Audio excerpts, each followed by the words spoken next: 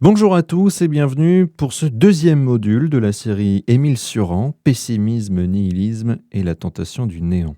Dans le premier module, nous avons exploré la biographie intellectuelle de Cioran, sa genèse roumaine tourmentée et la genèse de son pessimisme radical. Et donc nous avons vu comment un jeune homme confronté à l'insomnie et à la lucidité extrême a forgé une vision du monde sans concession.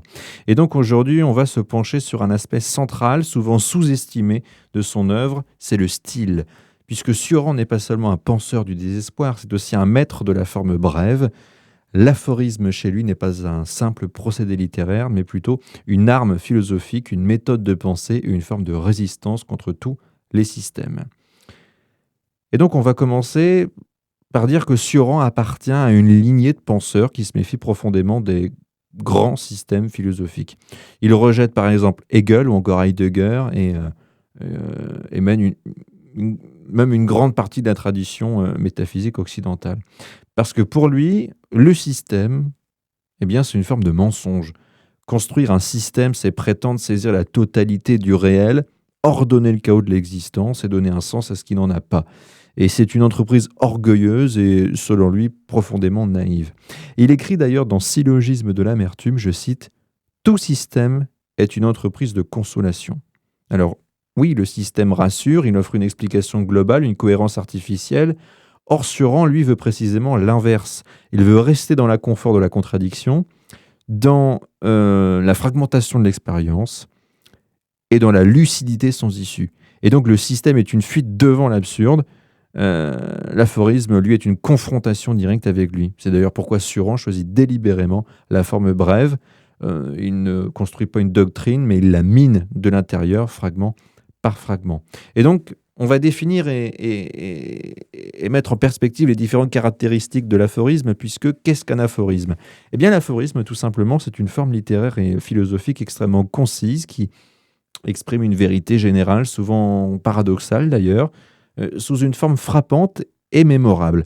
Et donc, il se distingue de la maxime, qui, elle, est plus morale, ou encore du fragment, qui, lui, est beaucoup plus ouvert, par sa densité, même son caractère définitif.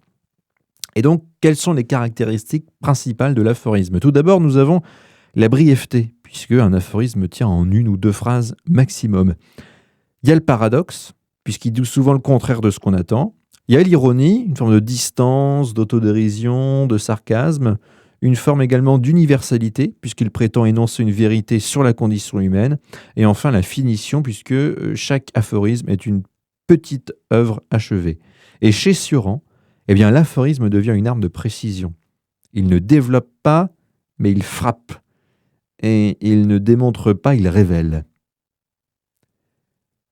Et donc, le génie de Cioran réside justement dans sa capacité à condenser en quelques mots une vision métaphysique entière. On va, par exemple, citer pas mal d'exemples emblématiques qu'on va analyser en détail. Par exemple, il dit « On ne se tue pas par amour pour la vie, mais parce que la vie est insupportable. » Ou encore, « Je n'ai jamais pris au sérieux que la mort. » Ou encore, « L'existence est un mal dont le remède est pire que le mal. » Et donc, chaque aphorisme fonctionne comme un scalpel. La brièveté force le lecteur à s'arrêter, le paradoxe le désoriente, l'ironie le blesse, l'incruauté le réveille. Et donc, Cioran utilise fréquemment l'antithèse, l'oxymore et l'hyperbole pour, encore une fois, accentuer l'effet. Et son style est à la fois élégant et violent. Une prose française d'une pureté classique, mise au service d'une pensée radicalement négative. Et donc, nous verrons comment cette forme lui permet d'éviter les pièges du discours philosophique traditionnel comme l'ennui, la redondance, la prétention à la cohérence totale. Et donc Cioran, finalement, s'inscrit dans une longue tradition de moralistes français et européens, comme Montaigne avec le doute, l'essai comme forme ouverte, la modestie à la connaissance, mais aussi Pascal avec l'angoisse de l'homme sans Dieu, les pensées comme fragment d'une apologie inachevée. On a La Rochefoucauld avec la dissection impitoyable des motivations humaines ou encore le rôle de l'amour-propre. Et enfin Nietzsche avec l'aphorisme comme marteau philosophique, la transvaluation des valeurs ou encore le style fulgurant. Et donc Cioran hérite un peu de tous, mais les radicalise à chaque fois. Là où Pascal garde une forme d'espérance chrétienne, Cioran la refuse. Là où Nietzsche célèbre le surhomme, Cioran voit surtout l'échec de l'homme. Là où La Rochefoucauld reste mondain, Cioran pousse la lucidité jusqu'au nihilisme métaphysique. Et donc, on va analyser évidemment ces filiations et ces ruptures en détail. Chez Sioran, d'ailleurs, la forme n'est pas séparée du fond, puisque l'aphorisme incarne sa philosophie. On a en premier lieu le refus de la consolation, de par la religion, la politique ou la métaphysique, l'acceptation lucide de l'absurde et encore la beauté tragique du désespoir bien écrit. Et donc, écrire des aphorismes, pour lui, c'est tout simplement résister à la tentation du système, à la facilité du discours continu ou encore à l'illusion du progrès. Et c'est donc pour lui maintenir la conscience dans un état de veille douloureuse et nécessaire.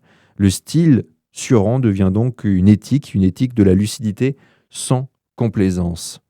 Et donc avec ce deuxième module, nous avons donc pu voir que le style de Sioran n'est pas un simple ornement littéraire, c'est l'expression même de sa pensée, fragmentaire, paradoxale, impitoyable et d'une beauté saisissante. Dans le prochain module, on abordera la souffrance et l'insomnie, la phénoménologie de la conscience malheureuse, et on va analyser comment l'insomnie chronique de Sioran devient une expérience ontologique centrale et comment la souffrance révèle, selon lui, la vérité nue de l'existence. Donc encore une fois, merci d'avoir écouté ce module. N'hésitez pas à liker, commenter et abonnez-vous pour suivre toute la série. Restez rigoureux, restez lucide, et oui. Et puis à très bientôt pour le troisième module.